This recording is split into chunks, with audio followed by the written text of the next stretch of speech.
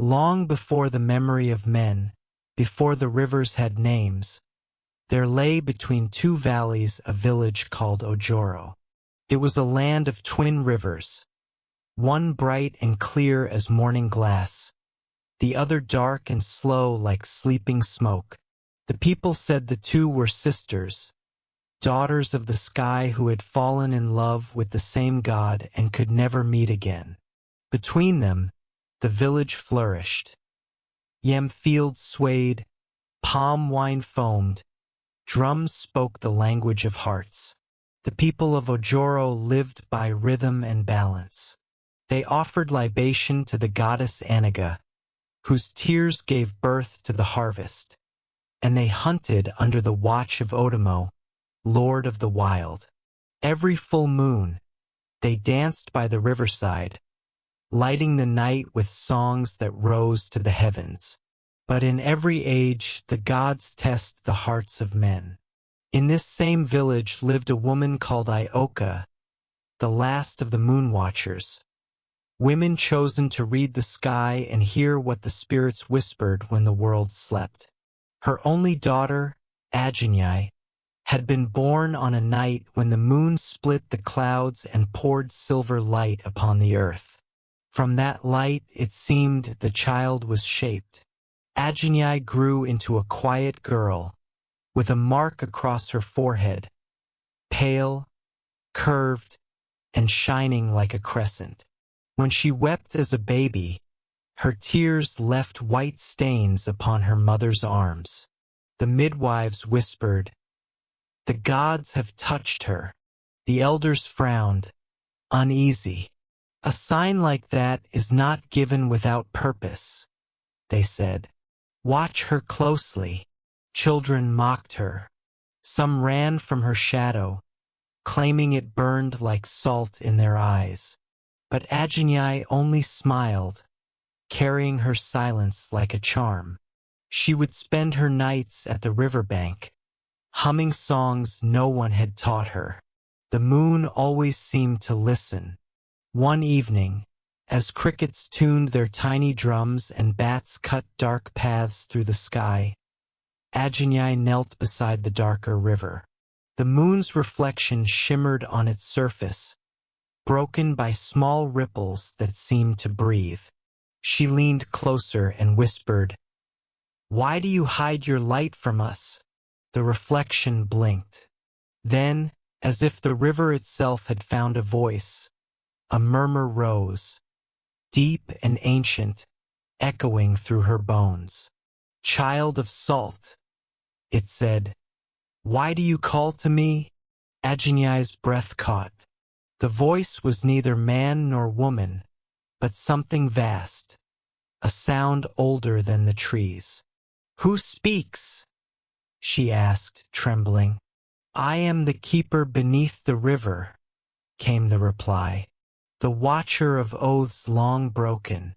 You bear my mark, yet you do not know me." Ajinai's hands shook. "What mark?" The river stirred. "The moon upon your brow. When the death of men comes due, that mark shall shine, and salt will return to the land." Lightning flashed far away, splitting the clouds. The river's voice softened to a sigh. "The moon remembers," it whispered, "and soon the earth will, too." Then silence. The water stilled, reflecting only the pale moon. Ajinai staggered back, heart racing. When she looked up again, the moon was no longer golden. It was white, glowing cold and hard as a stone of salt. At dawn, Ojoro woke to a strange smell, sharp, bitter, and dry. The rivers were low, their banks streaked with white. Fish floated belly up, coated in dust that glistened like sugar. The farmers cried out when they touched the soil. It burned like fire. Even the yams had turned gray. When night came again, the moon was white as bone. The elders gathered at the shrine of Anaga, their faces drawn. They poured libations, cast kola nuts, chanted prayers, but the signs were bad. "The goddess has turned away from us," said the chief priest. "Someone has offended the balance." Mothers clutched their children. Hunters spat into the dust. It was the oldest of the moon watchers, bent with years, who pointed a shaking finger toward the small hut near the forest's edge. "It began when she was born," the old woman croaked. "The salt child." Whispers rose like wind among dry leaves. "Ajinai," they said, "the one with the moon mark." Before long, the people gathered before Ioka's hut.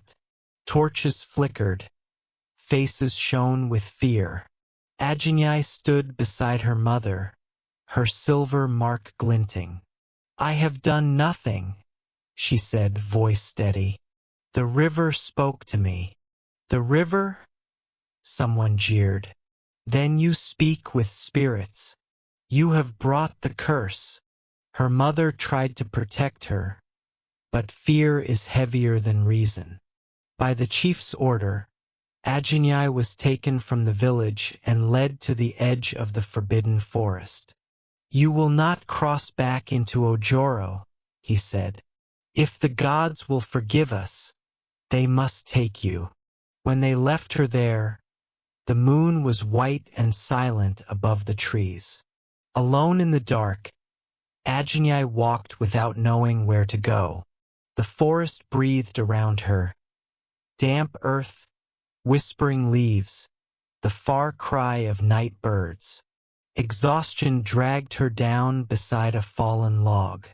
She curled up and wept until sleep carried her away. In her dream, she saw the moon fall from the sky and break upon the river. From its shattered light rose a figure, tall, cloaked in mist, with eyes that glowed like deep water. It spoke without moving its lips. "Do not fear, daughter of the tide. You were born for remembrance." "Remembrance of what?" she asked. "The first betrayal." The figure lifted its hand, and scenes unfolded in the air like smoke. Visions from a time when gods still walked among men. Once, before Ojoro was built, the twin rivers Noma and Tana were sisters who loved the god Otomo. Otomo hunted the skies by day and the earth by night, his voice thunder, his laughter wind. Both sisters begged him for his heart, and the god, blinded by pride, promised them both. But when he chose Noma, giving her his strength, Tana's grief blackened her waters. Her tears fell for 7 days, and where they touched the earth, salt rose. To keep peace, Otomo swore a sacred oath. No man should ever build between the two sisters. But men are greedy. Generations later, they settled there anyway, founding Ojoro. They worshipped Anaga, child of the rivers, and begged her for endless harvests. She agreed on one condition. Every 10th full moon, they would offer her the purest maiden as a bride to the river. For a time, the pact held. But the first king of Ojoro, lusting for power, broke his word. When the offering year came, he hid the chosen maiden in the forest, claiming her death. The goddess knew. She cursed the land, saying, "When the salt returns, so will my anger. The rivers will dry, the moon will lose her warmth, and your children will eat dust for bread." Then Anaga vanished beneath the river, and the people buried the truth under generations of silence. The mist figure's voice softened. "Ajinai, you are born of that silence. The mark on your brow is the goddess's memory. You are not the curse. You are the key to its end." The vision darkened. The river roared, and Ajinai woke with tears on her face. By morning the forest had changed. Paths she had not seen before glimmered under the light. Birds watched her from branches, whispering her name in tones of wind and breath. She followed the sound of running water and came to a spring, clear and sweet. There, she knelt, cupped her hands and drank.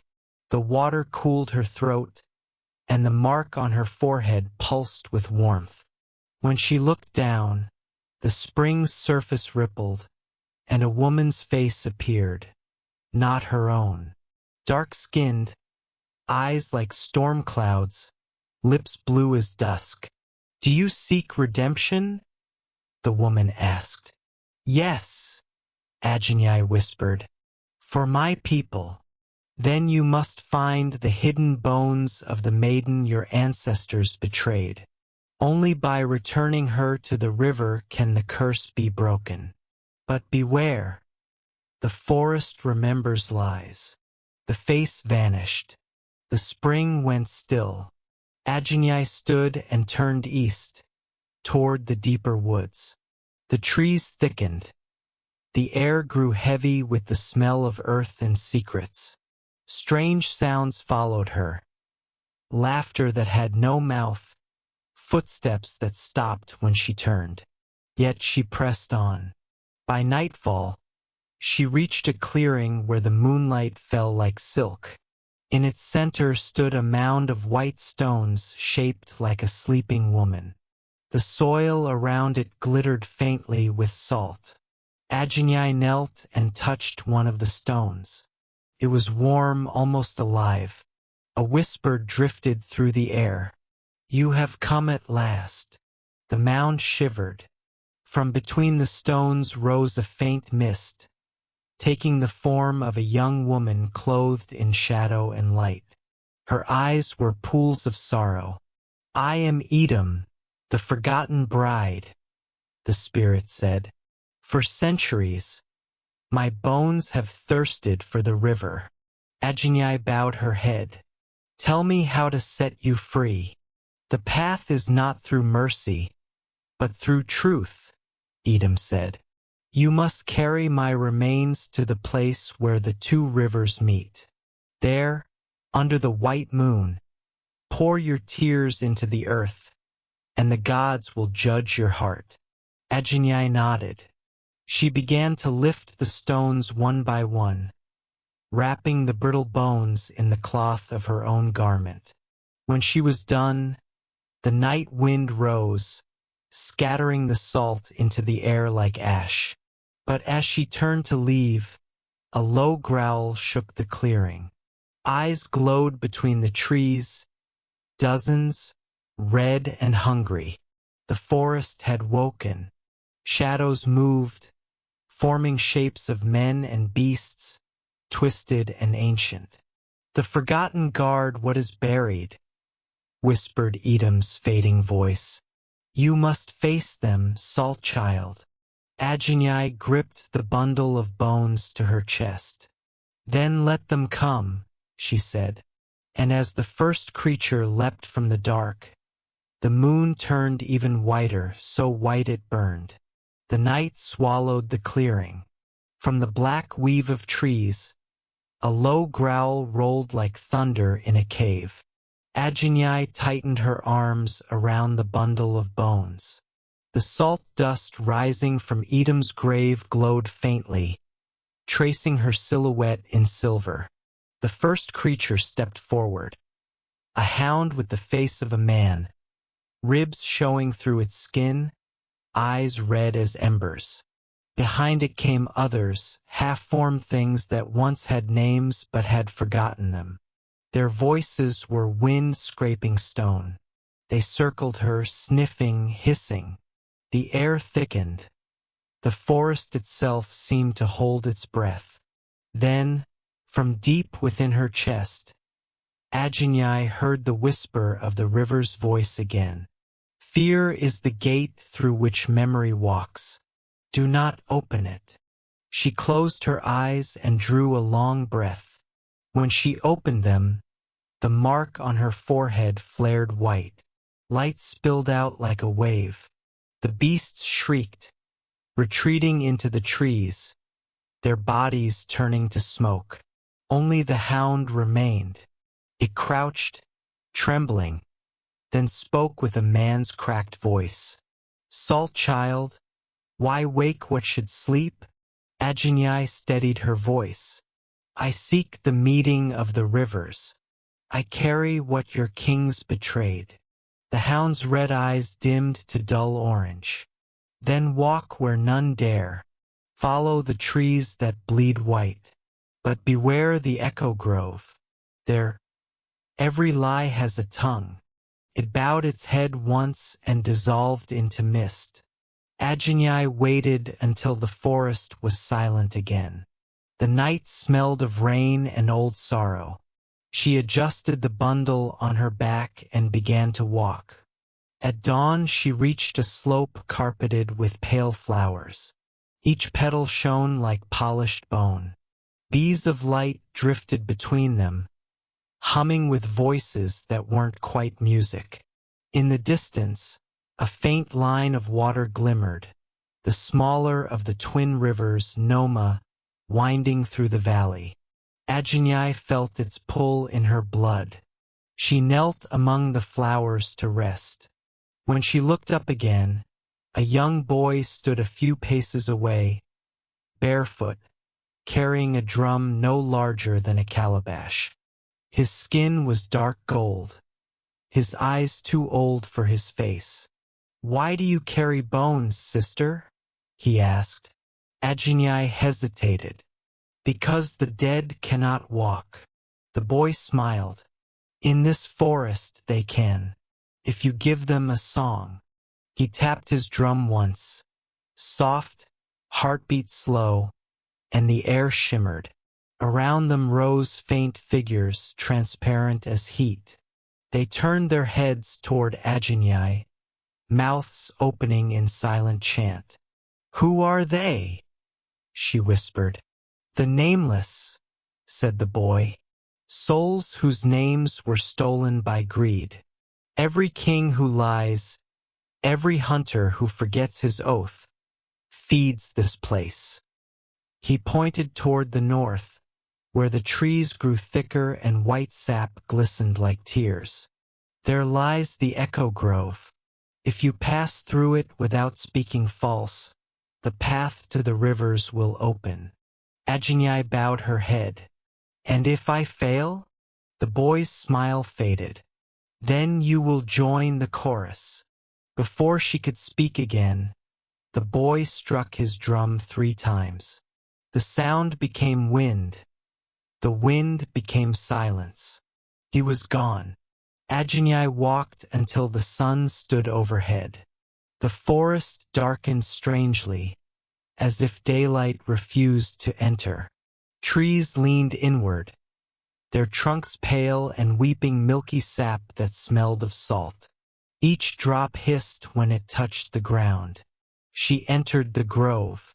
Voices greeted her at once, soft, sweet, and cruel. "Ajinai," they cooed, "your mother never loved you.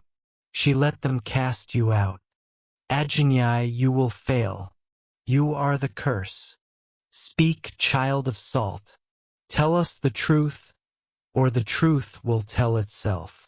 She clenched her jaw and walked faster, but the grove listened to every heartbeat, every memory. Shadows took shapes she knew. Her mother, the chief, the laughing children who had mocked her. Then one stepped forward wearing her own face. "I am you," it said. "You have lied to yourself. You say you seek redemption for your people, but you crave belonging. You want them to need you." Ajinai felt the words slice her open. "Maybe," she whispered. The echo smiled. "Then speak it aloud, or be swallowed." Her throat tightened. The air thickened. The trees leaned closer. "I wanted them to love me," she said at last, voice breaking. even if it meant dying for them. The grove sighed, a long, shuddering breath. The pale sap stopped dripping. The echo dissolved, leaving only her reflection trembling in the air. She had told the truth. The path ahead cleared. By nightfall she reached the hill above the meeting of the rivers. Below, the two currents wound toward each other, one dark, one clear. Yet even here they did not touch. Between them stretched a flat island of white stone, gleaming like bone under the salted moon. At its center stood an ancient altar, carved with spirals that pulsed faintly. Ajinai descended, every step echoing with the weight of generations. When she reached the altar, the river wind spoke again. Lay the bones upon the stone. Let the salt judge the blood. She placed Edom's remains there and unwrapped the cloth. The bones shimmered as if remembering their shape. The ground trembled. The rivers on both sides began to churn. Then came a cry, not of pain but of release. A column of light shot upward, and from it rose the spirit of Edom, brighter now, her sorrow gone.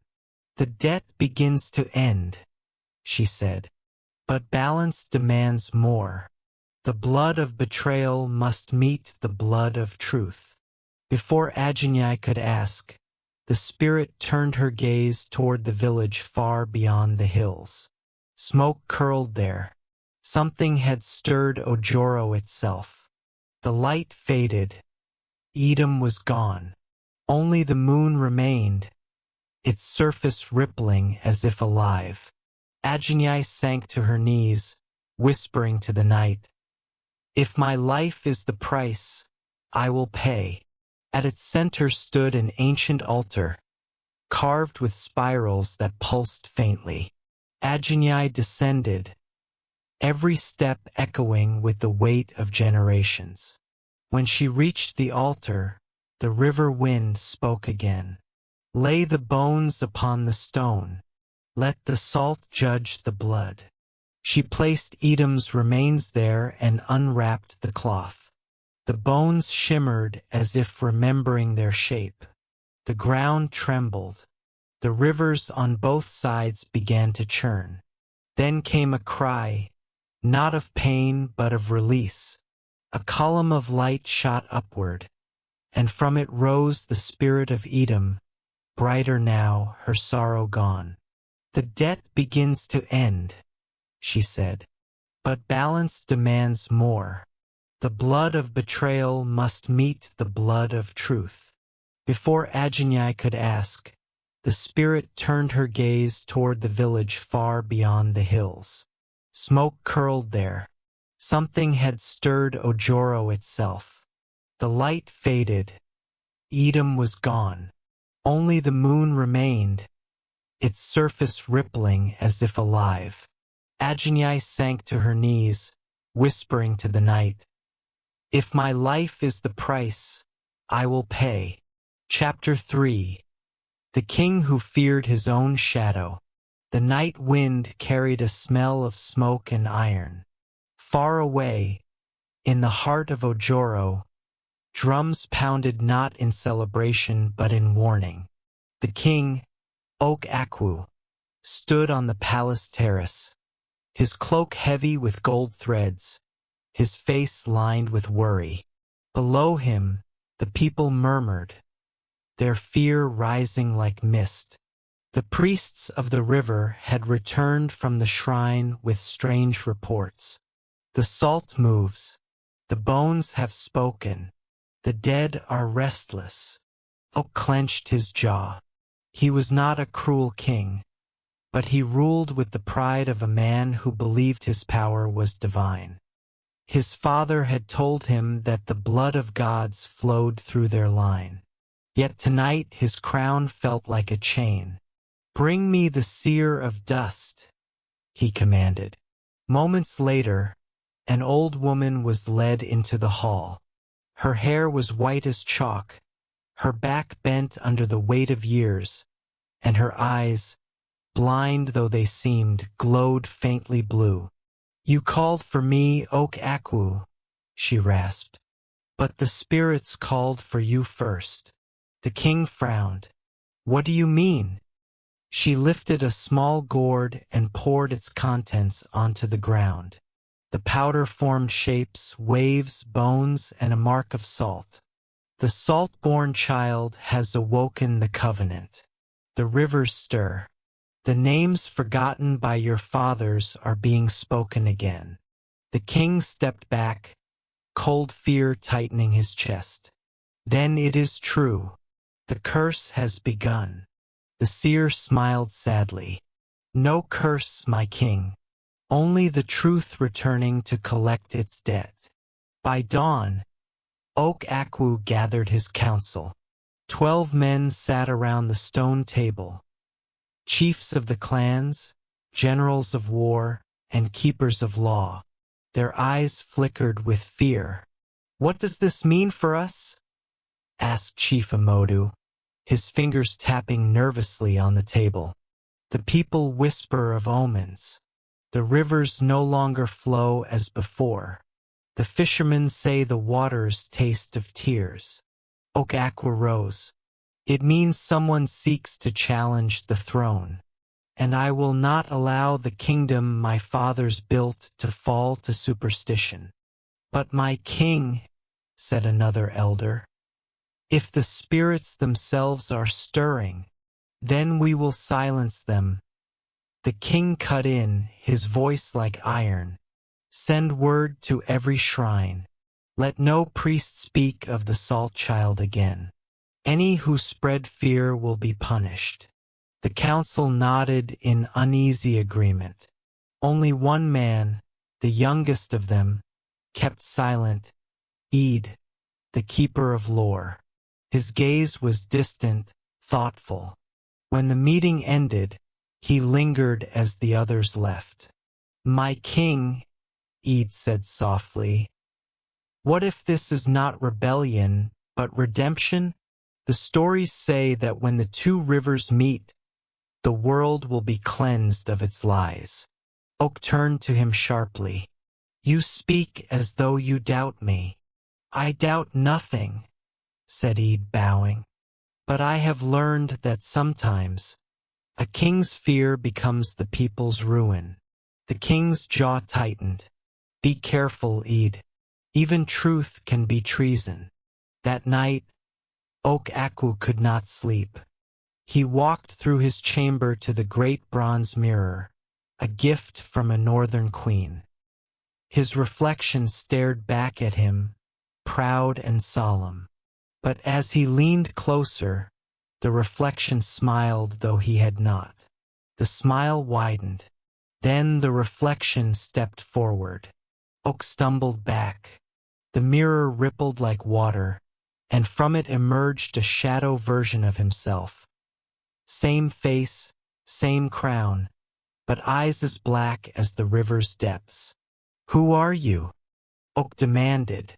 The shadow laughed.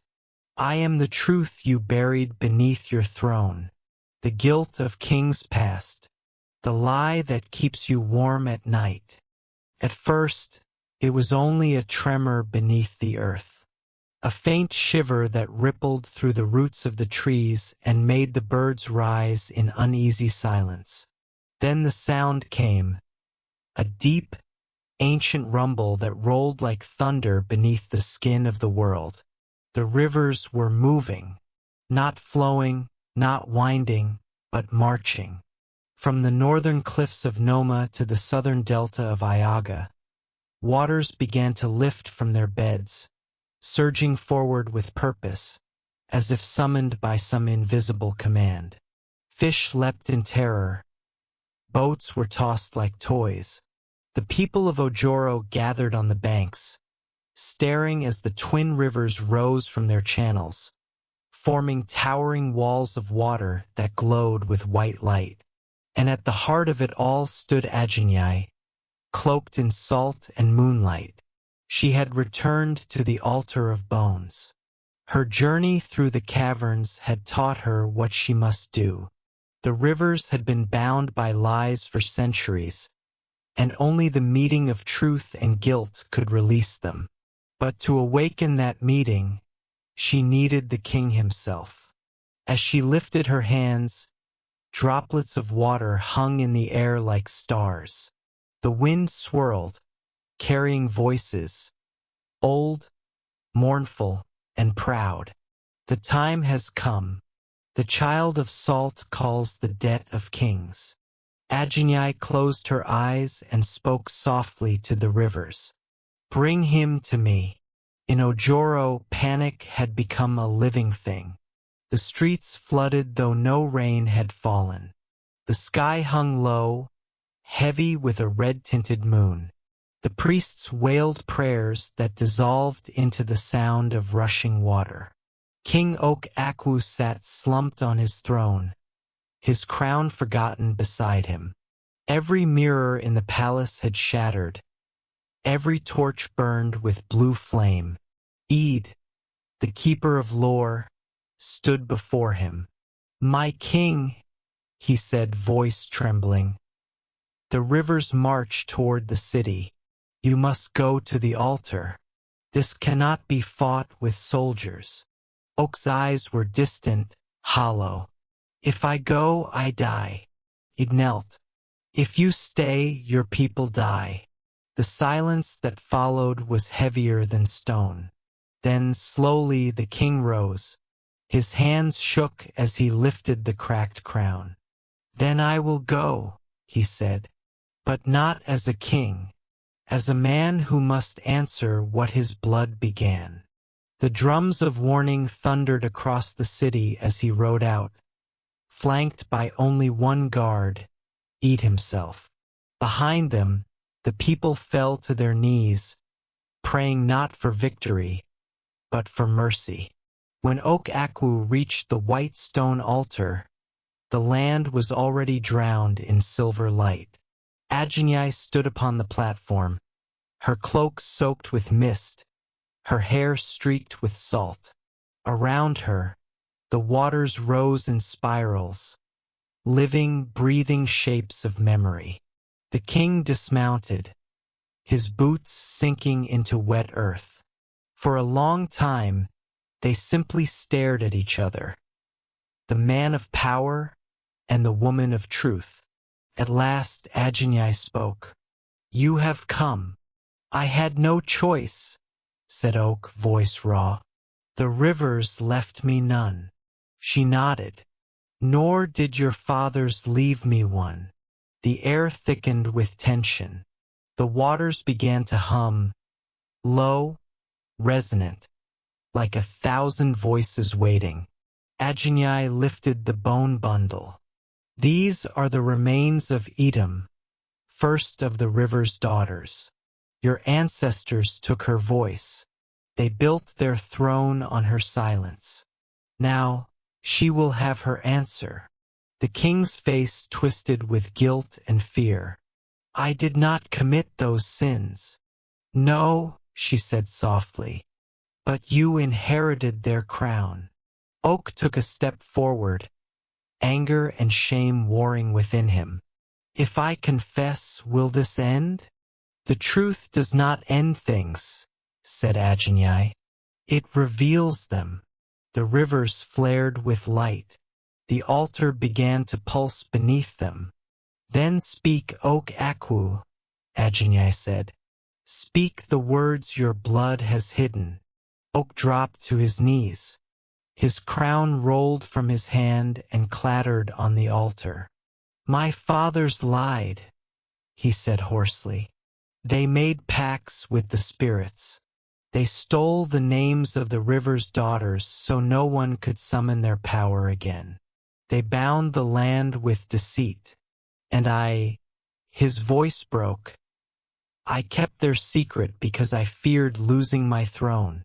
The rivers surged upward, roaring in approval and fury.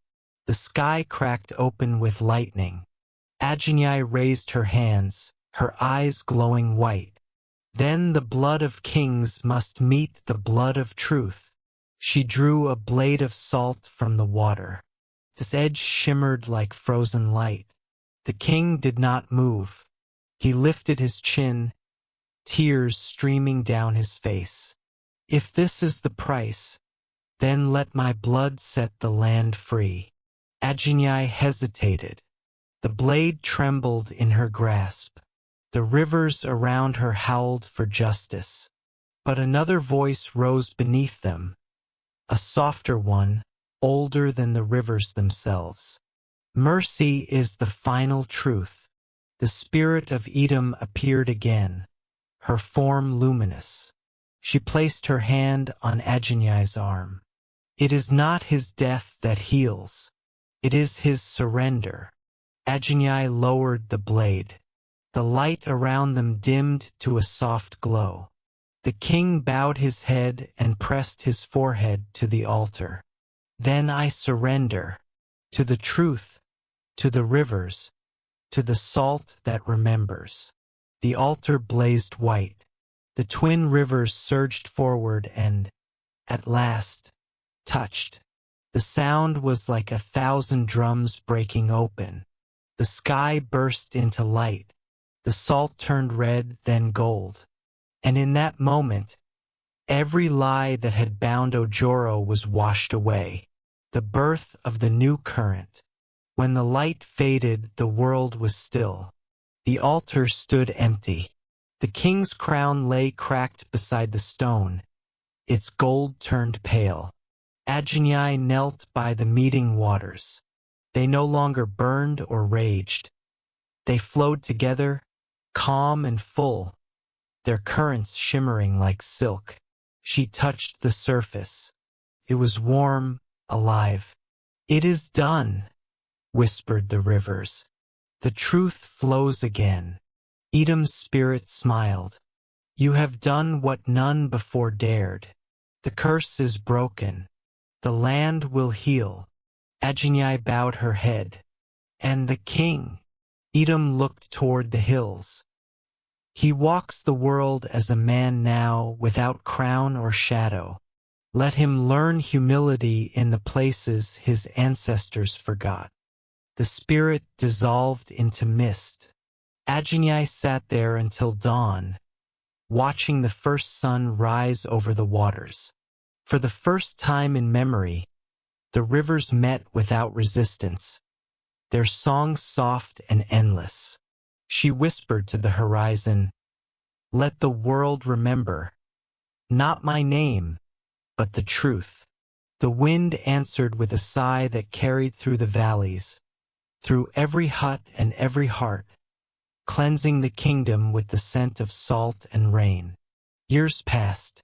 Ojoro changed. Fields once barren grew green again. The rivers fed the land instead of swallowing it. Children were told of the salt child, not as a curse, but as a guardian. Eid, the old keeper of lore, wrote the story on palm leaves so it would never be lost. And somewhere beyond the hills, an old man who once was king tended a small garden beside a humble hut.